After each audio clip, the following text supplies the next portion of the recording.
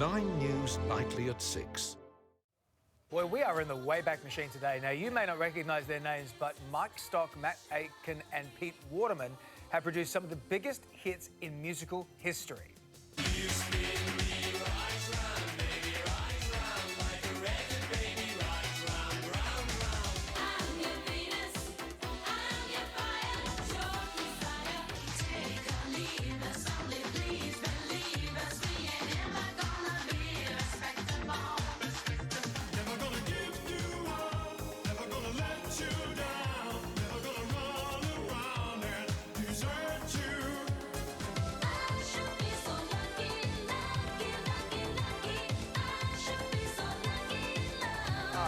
Come on, tell me you're not singing along at home. Now a podcast by journalists Gavin, Scott and Matthew Denby is taking you back in time to discover the story behind each song. And they join us now in studio. Good morning, guys. Hey, Tim. How are Hello. you? This is just awesome. So what made you want to go down this path? Where did it all begin for you two?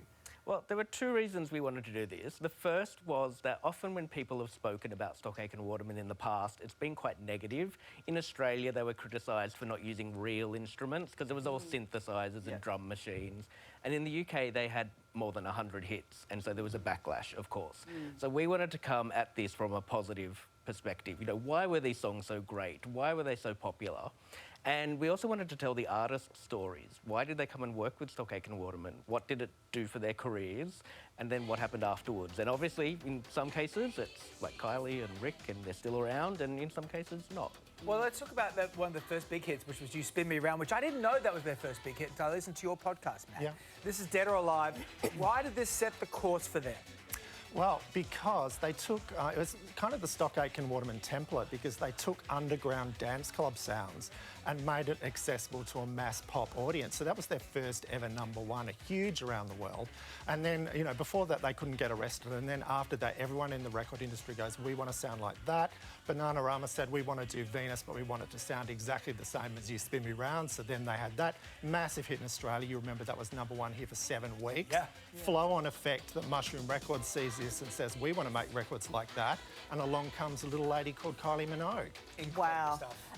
Another interesting one, of course, is Rick Astley's Never Gonna Give You Up. So it was a massive hit, of course, in 1987. It had that sound that kind of really defined the decade. Oh, yeah. But then it got new life again when the internet arrived. Yeah, it's the gift that keeps on giving, that song. And it was huge in 1987, #1 in America, which wasn't always the case with Stock Aitken Waterman. They broke America. And unusually for them with that song, they spent a lot of time getting it right. They worked very quickly. They were the hit factory, but with that song, they took the time. It took months on it. And it's timeless. And so, yeah, you've had the Rickrolling. The lyrics are always popping up in memes on social media. At my daughter's school disco the other week, they played it. A bunch of 9-year-olds He dancing. just did Glastonbury. Yeah. Yeah, the Foo Fighters love him. Yeah. Everyone loves it. It's a Everyone classic. loves Rick. Let's go back to Kylie then, Matt, because this is the thing now. For us as Aussies, we really adopted the Stock Aitken Waterman sound when Kylie really took it on board and she was there. But this song, please. How did that partnership come about? Well, Kylie's debut single, Locomotion, was made in Australia as a Stock Aitken Waterman sound-alike record. They wanted it to sound like Dead or Alive. They wanted it to sound like Bananarama. And then it became one of the biggest selling Australian singles of the 80s. And they go, how do we follow this up? The only way you can do that is to go to England. And so they sent Kylie to England to work with Stock Aitken Waterman. The only problem was nobody told Mike Stock and Matt Aitken that she was coming. And she sat around in a hotel room or in the lobby waiting for a week. Then they said, oh, we've really got to get her in the studio because she's flying back to Australia today. So she recorded I Should Be So Lucky that morning. And they wrote it and recorded the whole thing in under 40 minutes. No. Amazing, isn't it? And, you know, she left the studio a little disgruntled after the way she'd been treated. Well, no one leaves Kylie in a corner. No. Back in the day. They talked to her around and no one could ignore this. No one could ignore that kind of success. Yeah. So then she made some of the best records of her career with them, like Better the Devil You Know, which is coming up. And she's still working with them now because she's going to be in their new stage musical. She's going to be a hologram in a new jukebox musical they're doing. So all's well that ends well. Absolutely. Gavin, in the last episode, you had Jason Donovan Yes. on the show to talk about his music. What did he reveal about his experience? I mean, Jason was pretty successful here in Australia, but in the UK, he was massive. It was next level. He had the highest selling album of 1989 out of anyone over there. So it was a whole nother thing. So he talked about that mania and just what it was like coping with that, dealing with that.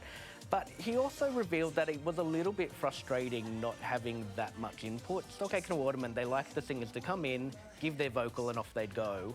And sometimes the artists wouldn't even know what the song was going to sound like until it was all done. So that was a little bit frustration, but Jason also had a lot of respect for, their talent. Yeah. Guys, congratulations. I love this podcast, as you both well know. Everyone should be listening to it. If you love that old school music and you love this, these are the guys for you. Congratulations on it. We'll speak to you again soon. Thank you. Thanks so much. Have a listen to A Journey Through Stock Aitken and Waterman wherever you get your podcast. A Journey Through Saw. Still to come. At the star of Sea Change in Wentworth, Aussie acting royalty Sigrid Thornton joins us live.